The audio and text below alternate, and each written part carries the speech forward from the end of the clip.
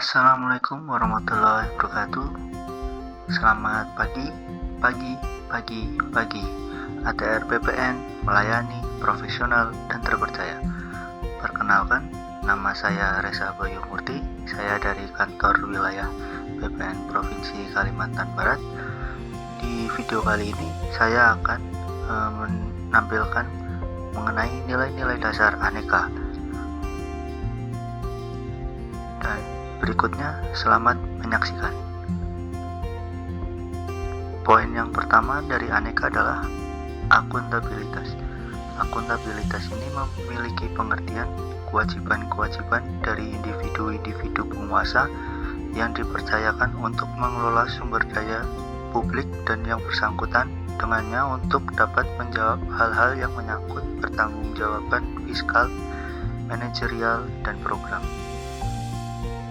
Sedangkan untuk tujuan akuntabilitas, untuk menjelaskan bagaimanakah pertanggungjawaban hendak dilaksanakan, metode apa yang dipakai untuk melaksanakan tugas, dan bagaimana realitas pelaksanaannya dan apa dampaknya.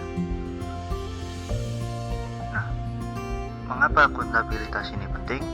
Yang pertama, untuk menyediakan kontrol demokratis atau peran demokrasi. Yang kedua, untuk mencegah korupsi dan penyalahgunaan kekuasaan. Yang ketiga, yaitu untuk meningkatkan efisiensi dan efektivitas.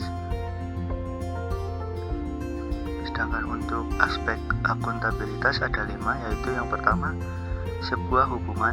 Yang kedua, berorientasi pada hasil. Yang ketiga, membutuhkan adanya laporan dan pelaporan. Yang keempat, memerlukan konsekuensi. Dan yang kelima adalah memperbaiki kinerja. Nah, akuntabilitas ini dapat mengurangi kemungkinan adanya korupsi. Dilihat dari rumus korupsi berikut, di mana C sama dengan M tambah D minus A, di mana M adalah monopoly of power dan D adalah discretion of official atau keleluasan bertindak. Sedangkan A adalah nilai accountability. Di sini dapat dilihat dari rumus tersebut M plus D. Apabila nilai A itu negatif, dalam artian nilai akuntabilitas bersifat negatif, maka negatif kali negatif akan menjadi positif, maka kemungkinan korupsi akan menjadi besar. Sedangkan kalau nilai akuntabilitasnya positif, maka kemungkinan korupsinya akan semakin kecil. Oleh karena itu, akuntabilitas ini dapat menekan kemungkinan korupsi. Sedangkan untuk indikator akuntabilitas ada 9. Yang pertama adalah tanggung jawab, yang kedua integritas, ketiga keadilan, dan yang keempat keseimbangan, kelima konsisten, 6 transparan, 7 jujur, 8 kepercayaan, 9 kejelasan. Yang berikutnya, poin dari aneka yang kedua adalah nasionalisme. Nasionalisme ini adalah suatu sikap politik dari masyarakat suatu bangsa yang mempunyai kesamaan kebudayaan dan wilayah serta kesamaan cita-cita dan tujuan. Dengan demikian, masyarakat suatu bangsa tersebut merasakan adanya kesetiaan yang mendalam terhadap bangsa itu sendiri. Nah, untuk prinsip-prinsip nasionalisme ada 4, yaitu yang pertama, hasrat untuk mencapai kesatuan. Yang kedua adalah hasrat untuk mencapai kemerdekaan. Yang ketiga, hasrat untuk mencapai keaslian. Yang keempat, hasrat untuk mencapai kehormatan bangsa. Nah, untuk implementasi nilai nasionalisme berdasarkan Pancasila, untuk sila pertama, implementasinya dalam kehidupan sehari-hari, yaitu bangsa Indonesia menyatakan kepercayaannya dan ketakwaannya terhadap Tuhan Yang Maha Esa. Sedangkan yang kedua, membina kerukunan hidup di antara sesama umat beragama dan kepercayaan terhadap Tuhan Yang Maha Esa. Yang ketiga, tidak memaksakan suatu agama dan kepercayaan kepada orang lain. Untuk implementasi sila kedua dalam kehidupan sehari-hari, yang pertama adalah sejarah nilai-nilai kemanusiaan dalam masyarakat Indonesia, yang kedua kemanusiaan dalam perumusan Pancasila, yang ketiga perspektif teoritas nilai-nilai kemanusiaan dalam kehidupan berbangsa, sedangkan yang keempat implementasi nilai-nilai kemanusiaan dalam kehidupan sehari-hari.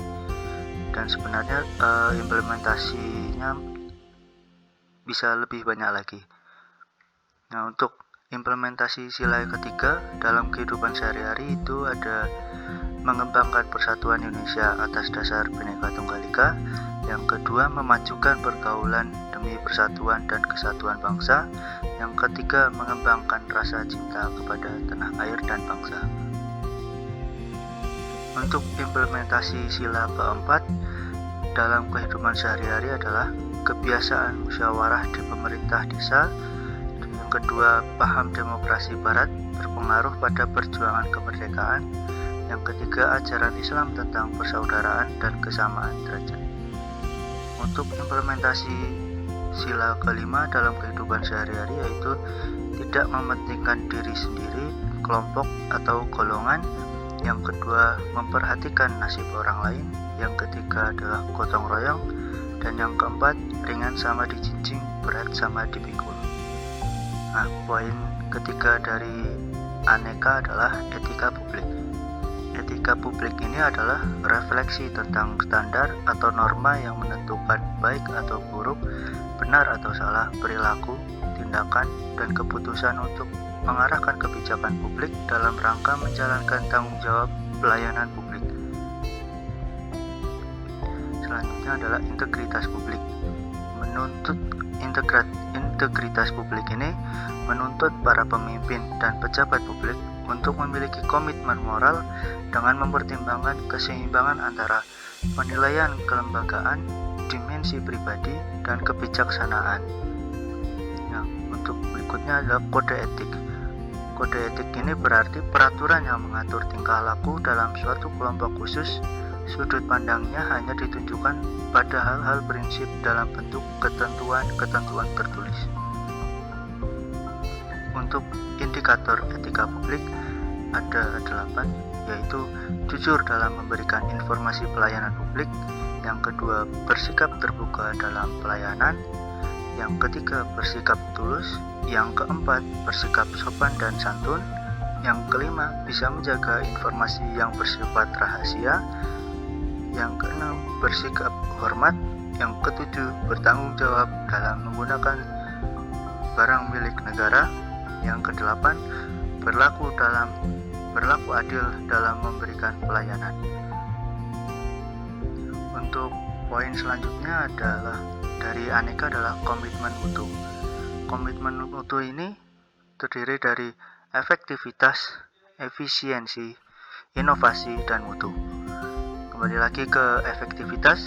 Efektivitas adalah sejauh mana organisasi dapat mencapai tujuan yang ditetapkan atau berhasil mencapai apapun yang coba dikerjakan. Efektivitas organisasi berarti memberikan barang atau jasa yang dihargai oleh pelanggan. Sedangkan untuk efisiensi adalah jumlah sumber daya yang digunakan untuk mencapai tujuan organisasional. Poin berikutnya adalah inovasi. Inovasi adalah cara utama di mana suatu organisasi beradaptasi terhadap perubahan-perubahan di pasar, teknologi, dan persaingan. Nah, yang terakhir adalah mutu. Apapun yang menjadi kebutuhan dan keinginan konsumen. Untuk menjaga komitmen mutu dapat dilakukan dengan 5 cara, yaitu menentukan tujuan, menentukan peran, menentukan prosedur, meningkatkan hubungan, dan yang kelima adalah kepemimpinan. Nah, untuk indikator komitmen mutu itu ada 7: efektivitas, efisien, inovatif, mutu, adaptif, responsif, dan yang terakhir perbaikan berkelanjutan. Nah, untuk poin terakhir dari aneka adalah anti korupsi.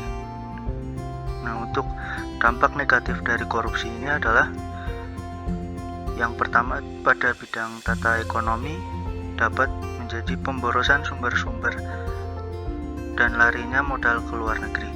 Yang kedua, pada bidang tata sosial budaya, yaitu revolusi sosial dan ketimpangan sosial. Yang ketiga, pada bidang tata politik, membuat ketidakstabilan politik dan pengambil alihan kekuasaan. Sedangkan pada bidang tata administrasi, menjadi tidak efisien, kurangnya kemampuan administrasi, dan hilangnya keahlian. Untuk korupsi dapat terjadi karena adanya niat dan kesempatan yang membuat pribadi menjadi melihat terpaksa, memaksa, dan dipaksa berkorupsi.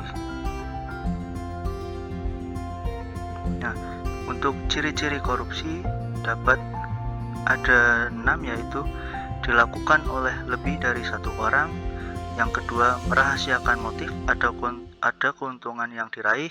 Ketiga, berhubungan dengan kekuasaan atau kewenangan tertentu. Yang keempat adalah berlindung di balik pembenaran hukum. Yang kelima adalah pelanggar kaidah kejujuran dan norma hukum. Yang keenam adalah mengkhianati kepercayaan. Untuk penyebab korupsi ada 8, yaitu yang pertama, penegakan hukum tidak konsisten. Yang kedua adalah penyalahgunaan kekuasaan atau kewenangan. Yang ketiga adalah langkahnya lingkungan yang anti korup. Yang keempat adalah rendahnya pendapatan penyelenggara negara. Yang kelima adalah kemiskinan atau keserakahan. Yang keenam adalah keuntungan korupsi. Sedangkan yang 7, pemberian imbalan jasa. Dan yang ke-8 adalah gagalnya pendidikan agama dan etika. Semua hal ini menyebabkan kemungkinan adanya korupsi. Nah, untuk pencegahan korupsi sendiri dapat dilakukan dengan perbaikan sistem dan perbaikan manusianya. Perbaikan sistem dapat dilakukan dengan mengubah peraturan perundangan, reformasi birokrasi, dan yang berikutnya adalah menegakkan etika profesi dan tata tertib lembaga. Yang keempat, penerapan prinsip good government. Pencegahan korupsi dengan perbaikan manusia dapat dilakukan dengan memperbaiki moral. Yang kedua adalah meningkatkan kesadaran hukum. Yang ketiga adalah mengentaskan kemiskinan. Yang keempat adalah memilih pimpinan yang bersih, jujur, dan anti korupsi. Nah, untuk berikutnya adalah jenis-jenis korupsi. Jenis-jenis korupsi ada 7, yaitu kerugian keuangan negara, suap menyuap, penggelapan dalam jabatan, pemerasan. Kemudian yang kelima adalah pembuatan curang. Yang keenam, benturan kepentingan dalam pengadaan. Yang ketujuh adalah gratifikasi.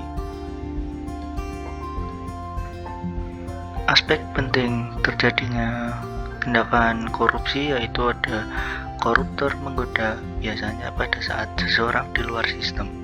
Yang kedua adalah koruptor menggoda, biasanya pada saat keadaan sepi dan rahasia.